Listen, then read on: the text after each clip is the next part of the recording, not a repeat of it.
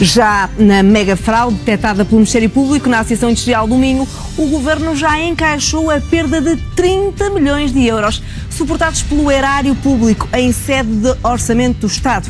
A confirmação foi dada hoje ao 6/9 pela Agência para o Desenvolvimento e Coesão. Para ter uma noção do valor deste dinheiro, teria dado para resolver vários problemas do país. Só este ano o Governo destinou 50 milhões de euros para aumentos salariais na função pública.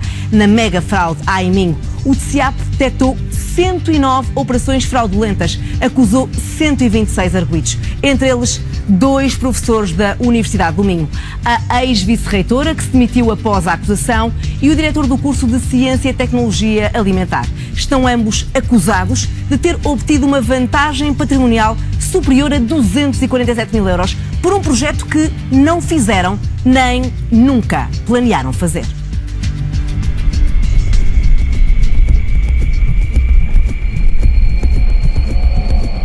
A Universidade tem de facto trazido ao palco da mudança que é necessária a inovação, tem trazido com conhecimento, com os investigadores.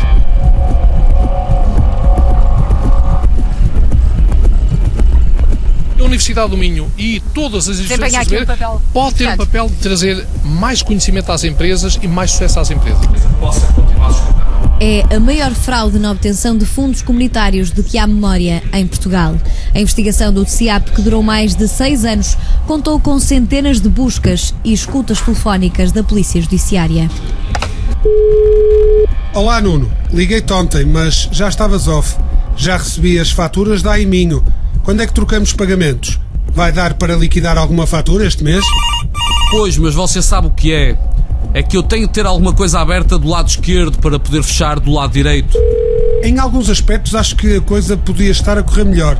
Acho que devias tomar algumas precauções. Depois ligo-te para trocarmos algumas impressões. Os professores e a universidade vão receber, mas não vão fazer nada. E esta foi uma das frases mais ouvidas durante a interseção de chamadas autorizada pelo juiz de instrução no início de 2013. De acordo com a acusação, o mentor da associação criminosa, António Marques, preparava-se para praticar mais uma fraude com fundos europeus. Neste caso, através de uma das suas empresas, em parceria com 2 professores da Universidade do Minho.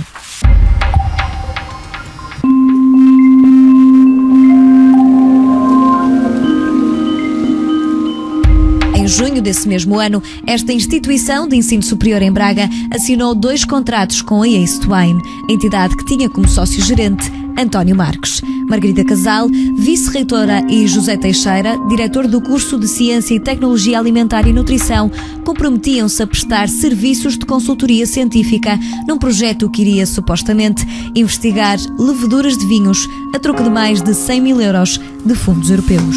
O problema é que tudo isto foi forjado e serviu apenas para justificar a atribuição dos subsídios. Apesar das várias buscas, escreve o Ministério Público que nunca foi localizado qualquer relatório ou evidências de que as tarefas técnicas e científicas tenham sido sequer realizadas. A ideia é efetivamente minimizar as perdas, porque, portanto, esta é uma barreira que vai impedir a perda de água, por exemplo, portanto, perda de massa. E tudo isto foi detectado por uma das professoras auxiliares do Departamento de Biologia. O projeto viu alguma vez escrito? Não, nunca vi o projeto. Solicitei várias vezes que o projeto me seja disponibilizado, mas nunca aconteceu. E achou isso, enfim, regular? Quer dizer, pedir a sua colaboração num projeto que nunca lhe foi mostrado? Achei muito invulgar e só posteriormente dos acontecimentos, não é? Esta é a transcrição real das declarações prestadas pela professora Dorit Schuller durante a inquirição do Ministério Público. O que é que lhe pediram? Ela pediu-me, no fundo, consultoria científica. Mas não acha, enfim, que quem desenvolve as tarefas, de quem tem o conhecimento para as desenvolver, sabe quanto tempo é que precisa para as desenvolver? Sim. Nunca lhe perguntaram isso? Não. A investigadora alemã descreve ainda uma reunião onde tudo foi planeado ao pormenor. E o que é que aconteceu mais nessa reunião? Foi também falado a forma como seriam feitas, portanto, como é que tudo se ia processar, que seria no fundo feita a transferência dos montantes para a Universidade do Minho, mas que depois a Universidade do Minho iria devolver parte do dinheiro novamente à Acetwine. E como é que era feita essa devolução? através de faturas? Eu não sei como é que isso era feito, eu não sei como era. A administração da universidade é que faz esse tipo de coisas. Eu julgo que a ideia era de emitir faturas, mas não sei. Num documento eletrónico apreendido, criado ainda antes da assinatura dos contratos, estava escrito 14.389 euros e 12.719 euros a devolver pela Universidade do Minho. Ou seja, acredita a procuradora titular do processo que mais de 27 mil euros seriam branqueados através de faturas falsas encomendadas pelos professores catedráticos Margarida Casal e José Teixeira. O acesso ao básico da vida condiciona profundamente a personalidade das pessoas. Dorit Schuller só foi ouvida pelo Ministério Público a 15 de dezembro de 2016, mas já tinha denunciado o esquema há quase 3 anos, mais precisamente a 7 de março de 2014, junto da autoridade gestora dos fundos. Mas da CCDRN recebeu apenas esta resposta. Não foram, até ao momento, identificados fundamentos que possam resultar na inelegibilidade das despesas faturadas pela Universidade do Minho. Sem prejuízo de eventuais verificações adicionais, considera-se não ser do foro desta autoridade de gestão dirimir o diferendo que eventualmente oponha Vossa Excelência à Universidade do Minho. Na verdade, a CCDR Norte limitou-se a perguntar a António Marques se a suspeita lançada pela professora universitária tinha fundamento. A denúncia, que deveria ter sido remetida de imediato ao Ministério Público, só chegou às mãos do TCIAP quando Dorit foi ouvida pela primeira vez. Ou seja, os gestores dos fundos comunitários continuaram a pagar o trabalho de 2 académicos que, na prática, nunca foi feito. Conclui o Ministério Público que os gestores não confirmaram as denúncias, limitando-se apenas a permitir que os próprios visados viessem negar qualquer suspeita por via do exercício do contraditório. Se a seu tempo o IAPMEI ou o POR Norte tivessem tido conhecimento de que, na verdade, os serviços de consultoria científica não haviam sido prestados pela Universidade do Minho, como antes alegado, não teriam procedido ao correspondente cofinanciamento suportado pelo FEDER, o que só fizeram naquela errada convicção e por causa dela. Ao 6 às 9, a Comissão de Coordenação e Desenvolvimento Regional do Norte confirma que a exposição apresentada foi objeto de análise e tratamento, mas atendendo aos elementos e às informações disponíveis à data, não foi possível concluir pela verificação de qualquer irregularidade.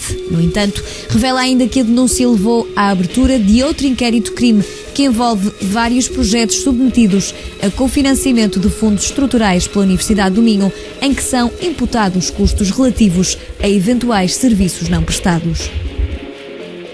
Há cerca de um mês, mais precisamente a 5 de dezembro de 2018, chegou uma nova carta de Dorit Schuller ao processo. Através do Ministério Público de Nuremberga, a professora universitária fez saber ao TCIAP que teme pela sua própria segurança e, por isso, receia voltar a Portugal para colaborar com a Justiça.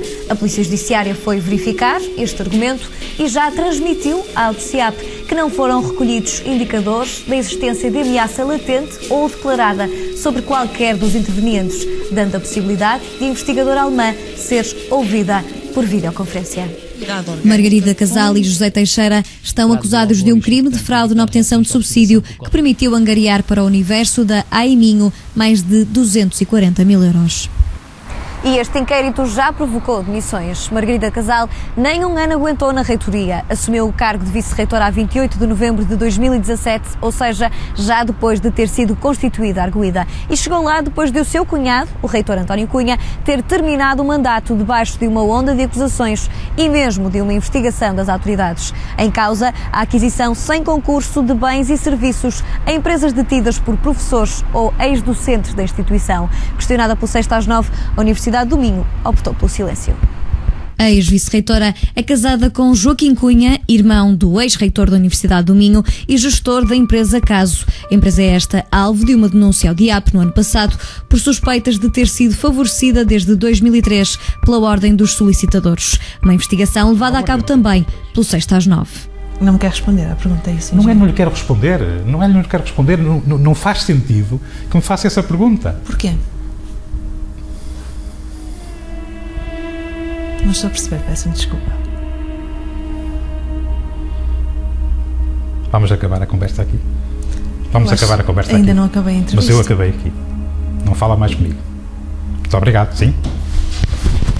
Contactados pela RTP, nenhum dos professores acusados quis prestar esclarecimentos.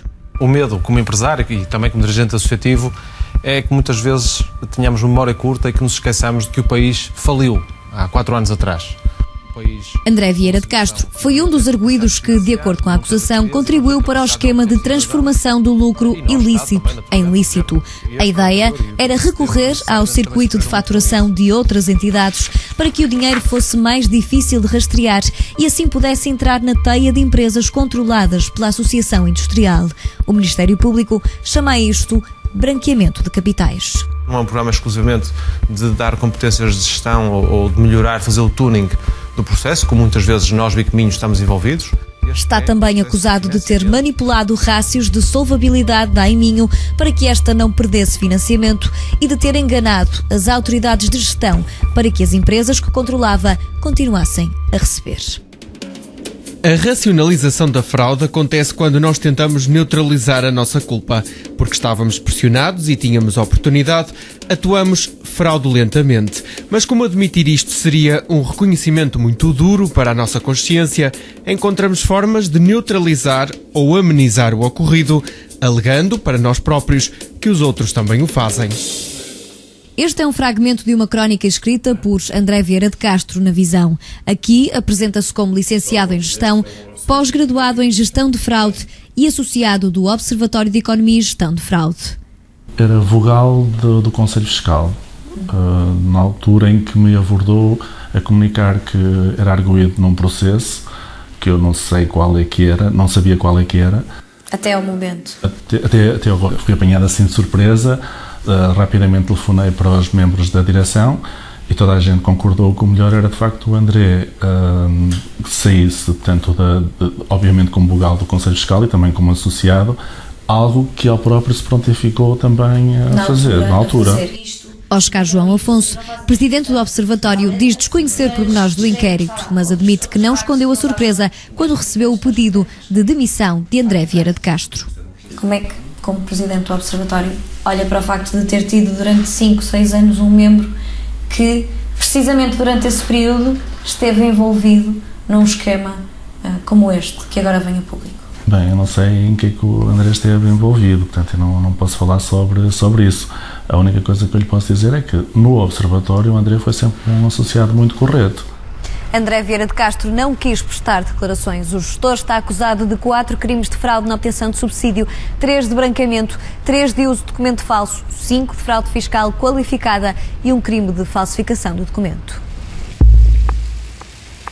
Ao todo, são 126 os acusados, 79 pessoas e 47 empresas. Mais de 100 operações passadas a pente fino resultaram numa acusação de 3.097 páginas. O processo está agora em fase de instrução. A Aiminho e a maioria das empresas à sua volta já faliram.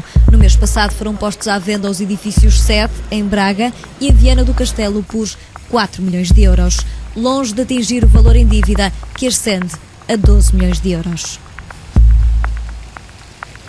2 investigações, 2 verdades inconvenientes, mas relevantes para o país, apuradas por um jornalismo de investigação que analisa tudo em profundidade e ouve todas as partes. Foi sexta às 9. Continua a enviar-nos as suas denúncias e as suas sugestões para o nosso Facebook e também para o nosso endereço de e-mail. Boa noite, tenha um ótimo fim de semana.